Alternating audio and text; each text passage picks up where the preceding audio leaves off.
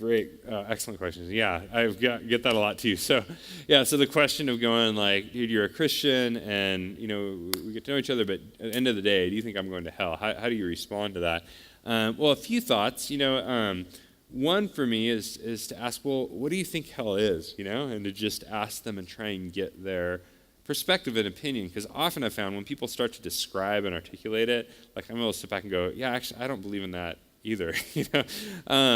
And often I think that creates space, where folks want to know, well, what do you think? And I think for me, the way I would describe it is, I believe that God is good, that he is coming to establish his good and just and righteous kingdom, and that God is going to banish from his kingdom all the kind of destructive things that are tearing our world apart.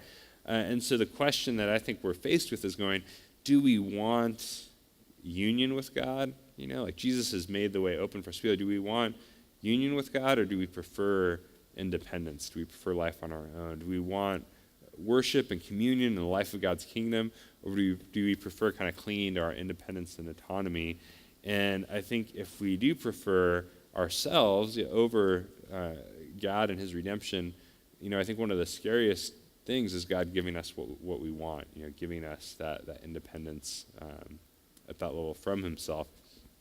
But another thought is to go, do you think I'm going to hell? Man, I feel comfortable to say, I don't know. I feel like that's kind of between you and God. In the surprise of judgment section in the book, one of the things I look at is that one of the chief characteristics of Jesus' teaching on judgment, if not the chief characteristic, is that its outcome is a surprise.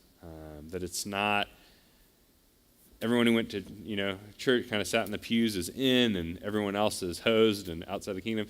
The picture instead is this picture where God shows up to establish his kingdom, to set things right, and there is this weeding out from within God's people. Kind of God weeds out the hypocrisy and the junk and the things that are not of him.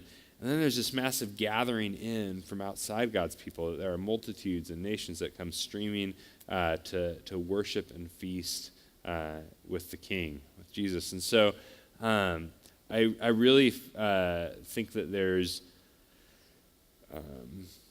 a confidence we can have in going, if someone asks, to go, I don't know, I think that you'll have to take that one up with God, but I do think that God is good, and he's going to establish his good kingdom in the world, and the question we're faced with is, do we want that, or do we prefer kind of our independence from God?